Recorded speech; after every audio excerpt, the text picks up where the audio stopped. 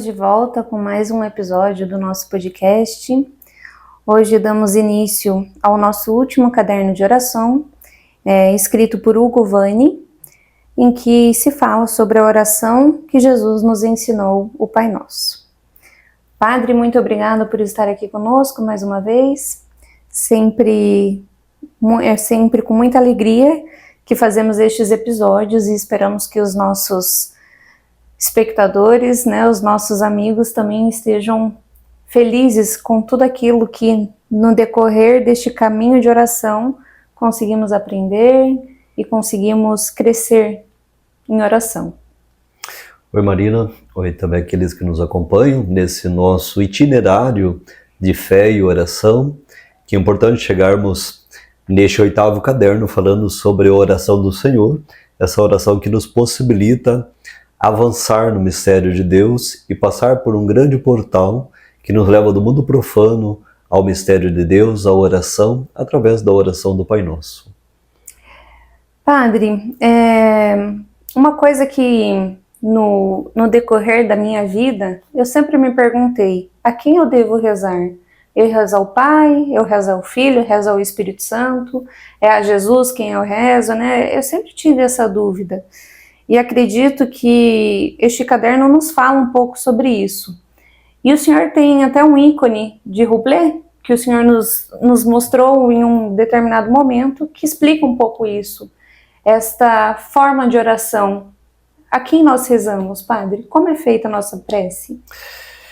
Essa é uma questão muito interessante quando a gente retoma, por exemplo, o ícone de Andrei Rublev, esse russo, que nos mostra o Espírito direcionado para o Filho e o Filho para o Pai, e o Pai recebe a oração do Filho e do Espírito Santo em nosso favor e nos atende segundo aquilo que Jesus nos ensina e segundo aquilo que nós rezamos de modo cristológico, de modo pneumatológico, porque nós nos dirigimos ao Pai pelo Filho na ação do Espírito Santo, e é justamente no Filho que nós aprendemos a rezar e a chamar Deus de Pai, ou Abá, papaizinho amado, nessa intimidade. Mas veja, quando nós entramos na igreja, somos batizados, nós somos consagrados ao Pai, ao Filho e ao Espírito Santo.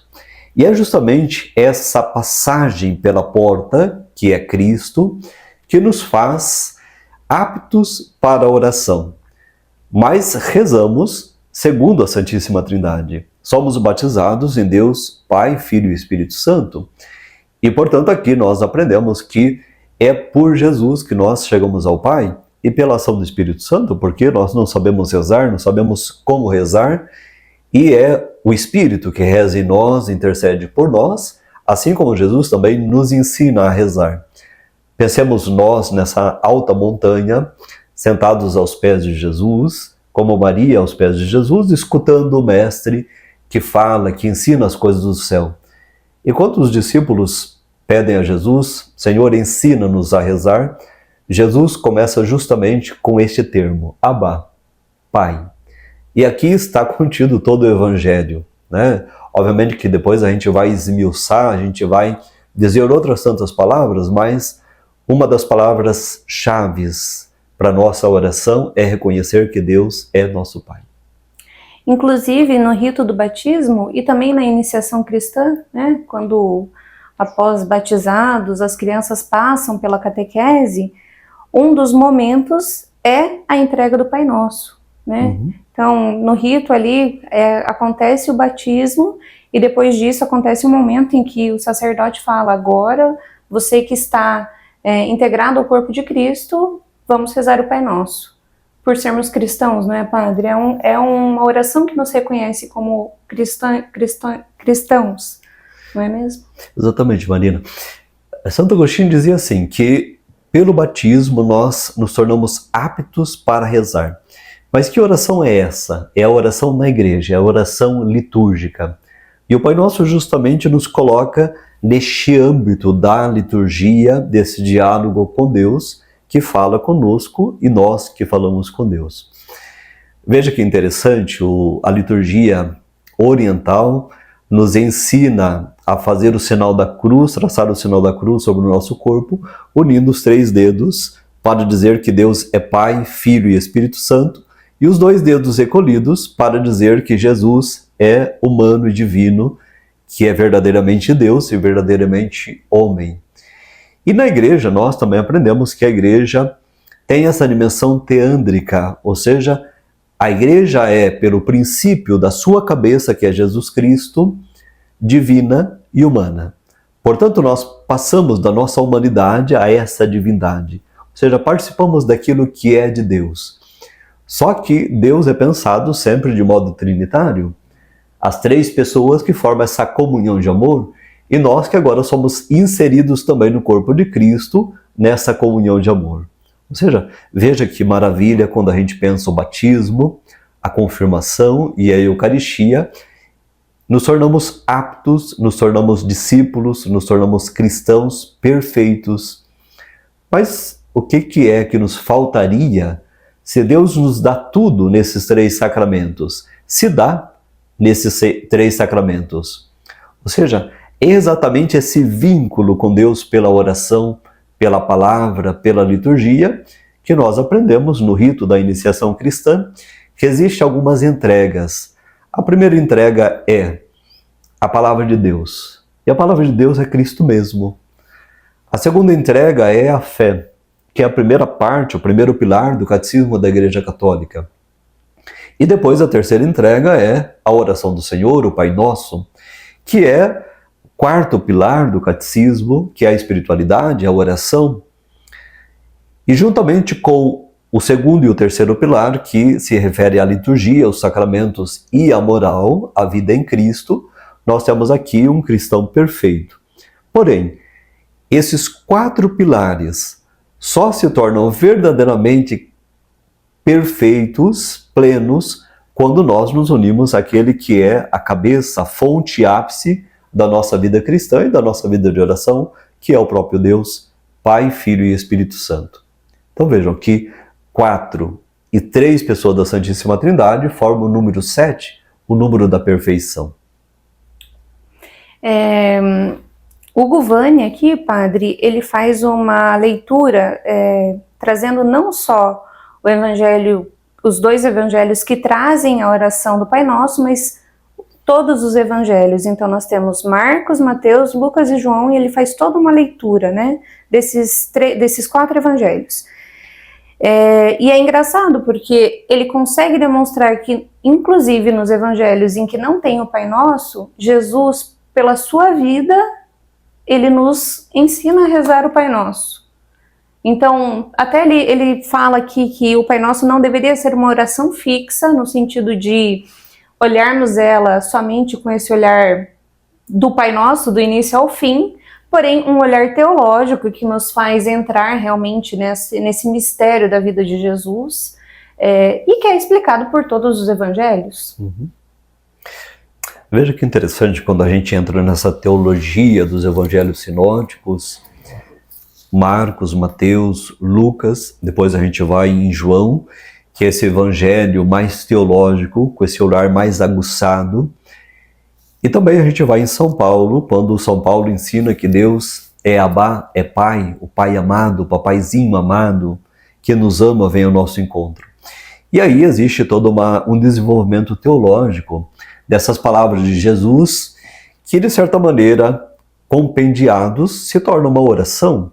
O Evangelho se torna a palavra de Deus em nós, que se torna também oração, que se torna meio de diálogo com Deus. E veja que em Marcos, Mateus e Lucas, nós temos aqui a fonte que é um texto, uma tradição comum, esses 3 evangelhos. Lucas, de certa maneira, combina com Paulo essa tradição.